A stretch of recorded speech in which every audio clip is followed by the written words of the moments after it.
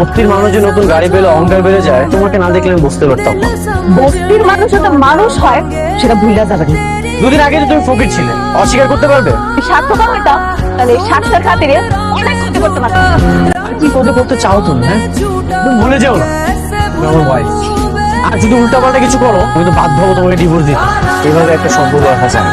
প্রবাসী মানুষের দুর্বলতা আঘাত করে সংসার ভুগতেছে। চলে গেছে আপনার কাছে দেখা যায়। এবার আমি 100 কোটি টাকা মালিক হবো।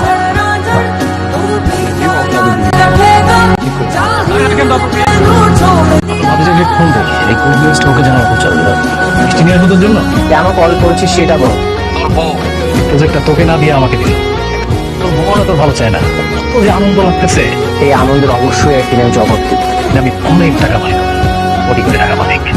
এখনো কি তুমি তাকে বউ বানিয়ে রাখবে? তুমি তাকে ডিভোর্স দিয়ে দেবে? আজকে বোঝাপড়া হবে।